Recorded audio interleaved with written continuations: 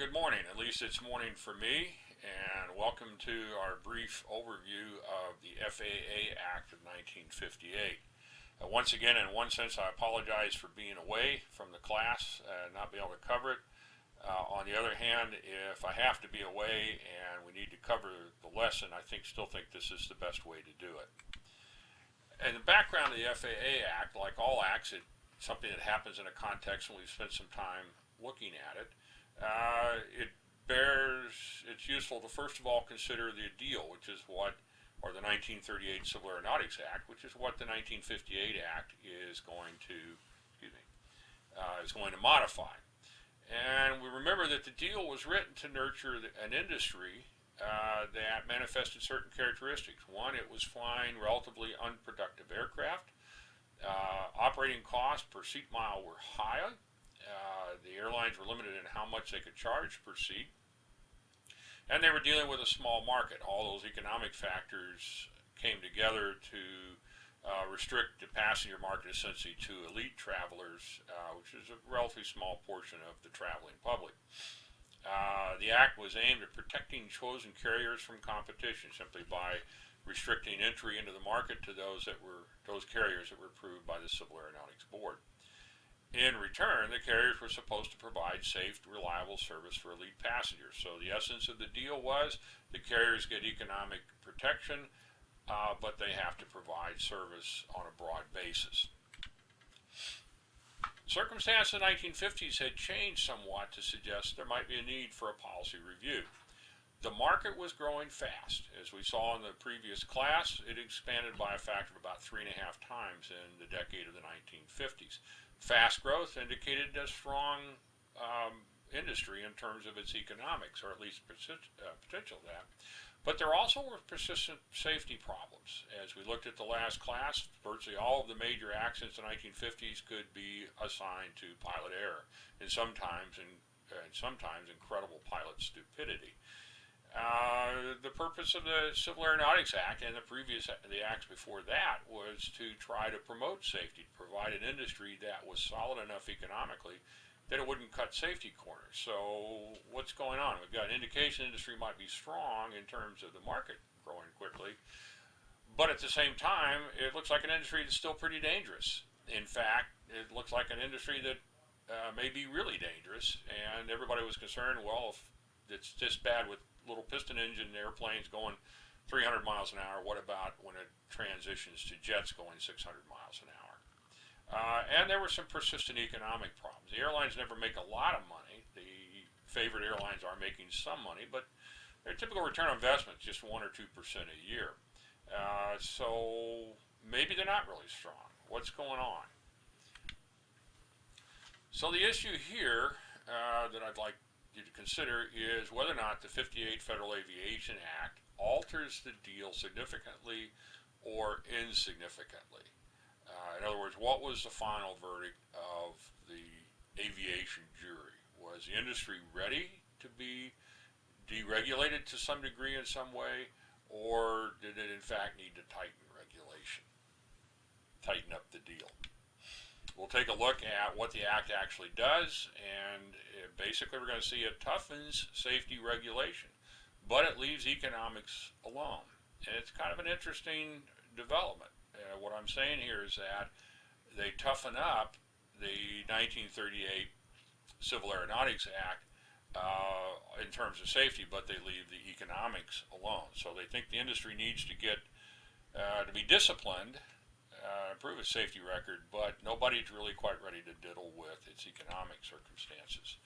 So now we'll just take a look at some of the key provisions of the Act to make the point.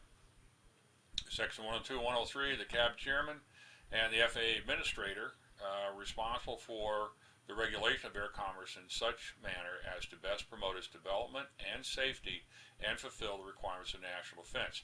Not much change there from the Civil Aeronautics Act, which said simply the same thing, that the Civil Aeronautics Administrator was responsible for promoting aviation in the interest of the air commerce, the Post Department, and the national defense, and for promoting safety. You start seeing some changes, though, when they start talking about what they really mean by promoting safety.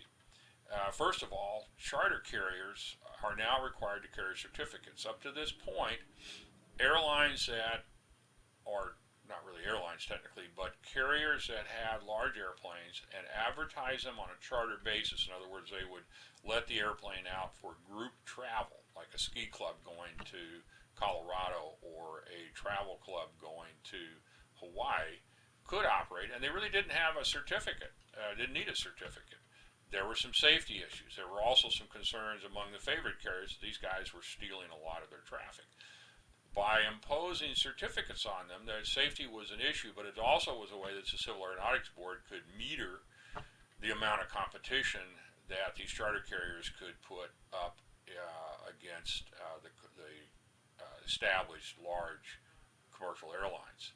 Also, the FAA Act declared that safety had become the highest priority of air commerce.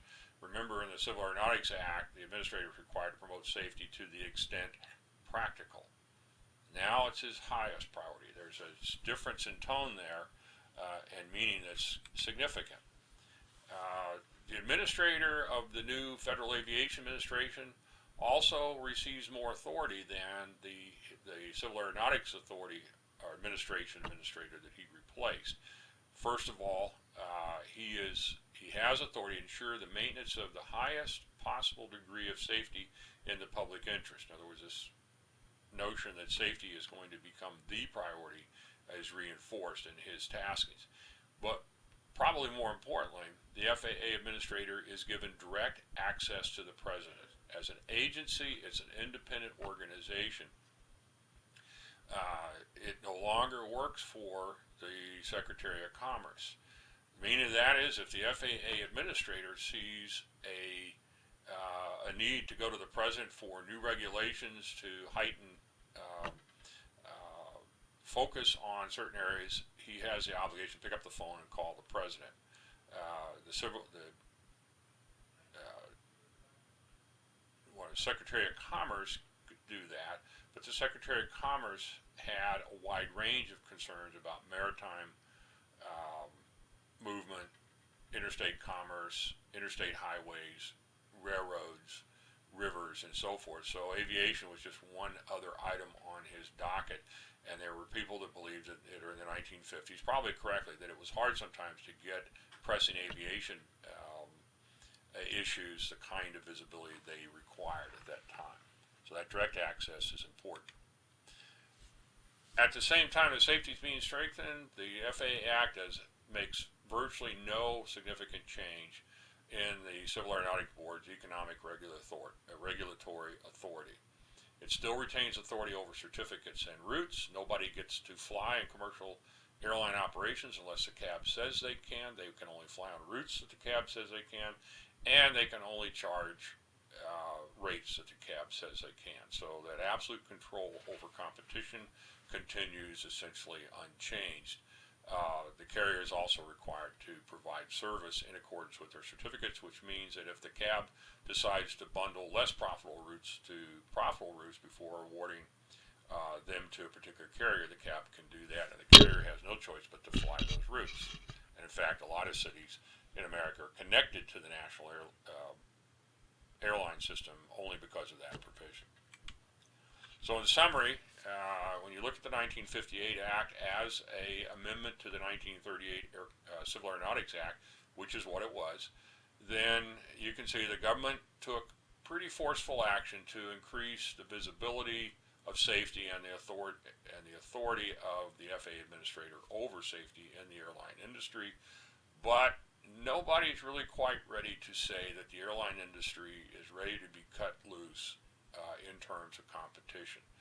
There's a concern that if it suddenly has to compete with charter carriers, other startups, and so forth, that the industry could find itself in the situation that everybody had tried to avoid way back in 1938, and that was a situation where destructive competition starts to characterize what's going on in the industry. And airline companies, because of the price competition, start cutting services. They start cutting service to less profitable cities, and worst of all, they start cutting corners in safety.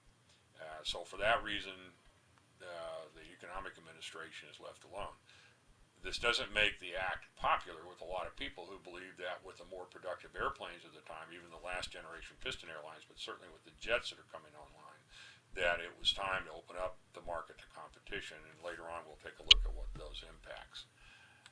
And that's basically it. Just remember from the book requirements, take a look at the organizational status and shortfalls of the CAA, and also be familiar with the economic and safety provisions, the FAA Act, which is basically what I just showed you. And with that, you should be ready when it comes time to prove to me that you've paid attention on the test. Thank you very much.